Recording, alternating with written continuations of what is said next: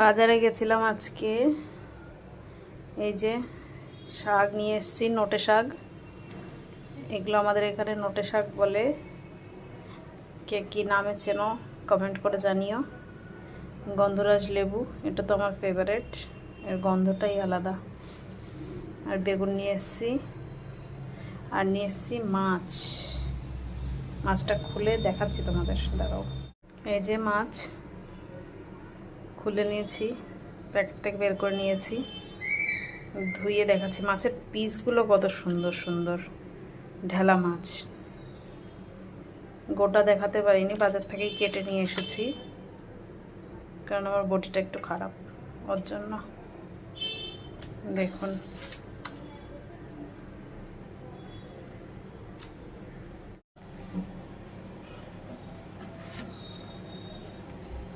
বেগুনগুলো কচি আছে, একদম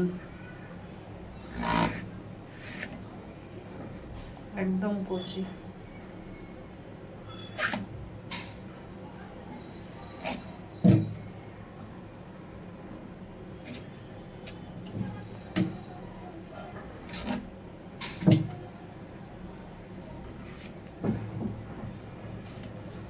এটা তো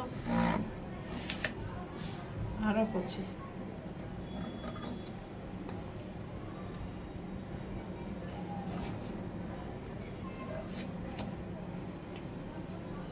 একদম কচি বেগুন।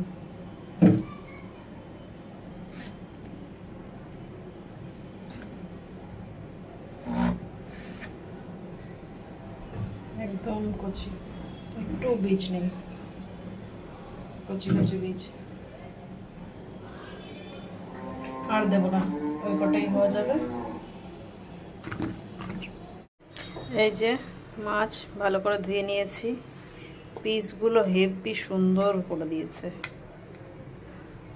বেগুন, একটু আলু আর কাঁচা লঙ্কা চিড়ে দিয়েছি। এই দিয়ে রান্না হবে, সিম্পল রান্না। কড়াই বসিয়ে দিয়েছি গরম হতে।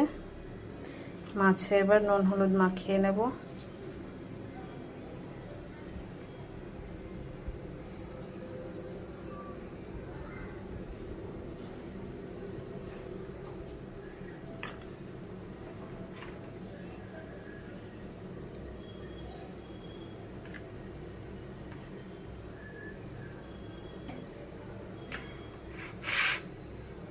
কড়াই বসিয়ে দিয়েছি গরম হতে। গরম হয়ে গেছে কড়াই, এবার সর্ষের তেল দিয়ে দেব। লবণ হলুদ ভালো করে মাখিয়ে নিয়েছি মাছে। সর্ষের তেল,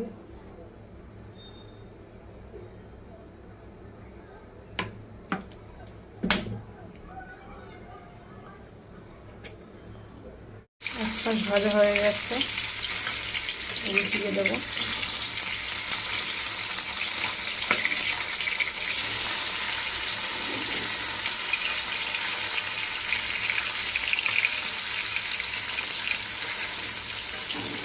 ভাজার সময় এই মাছের ভালো একটা গন্ধ বেরিয়ে গেছে। এই মাছটা তেলের উপরে পড়েছিল তো, তার জন্য এরকম হয়ে গেছে। ভাজা হয়ে গেছে, নামিয়ে নেব।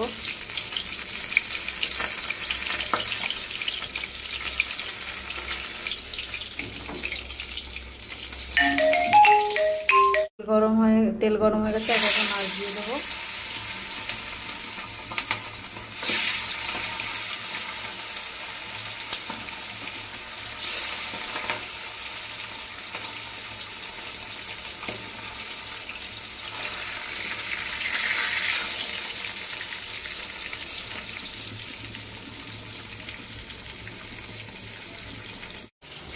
কিছুই দেবো না, শুধু একটু আদা বাটা দেবো।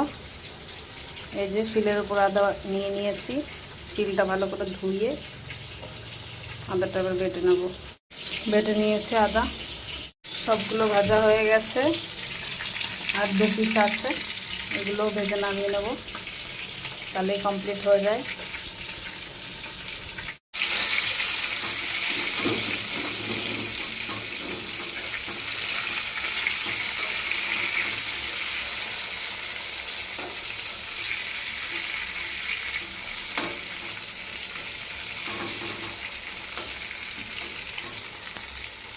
ভাজা হয়ে গেছে ভালোভাবে।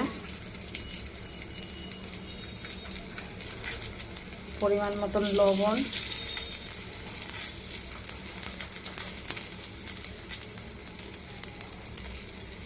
হলুদ,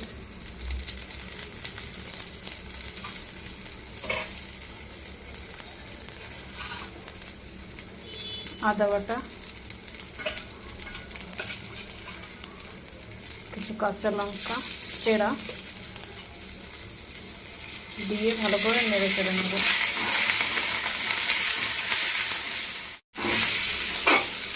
মশলা দিয়ে নিয়েছি, হয়ে জল দিয়ে দেবো।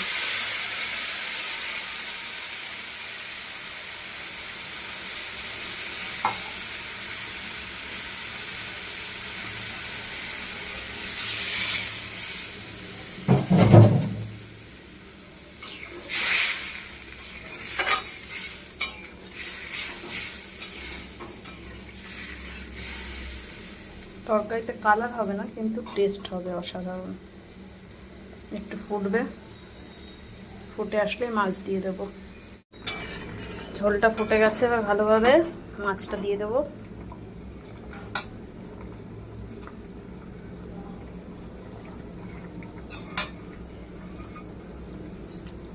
সব মাছ রান্না করবো না, কিছু মাছ কালকে করব। আর এখন 2 থেকে 3 পিস মতন রান্না করব।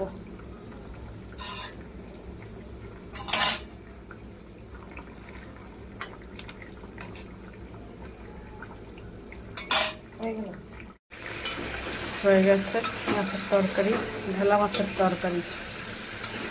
এটা হচ্ছে ঢেলা মাছ। নামিয়ে নেব এবার। এই যে নামানোর পরে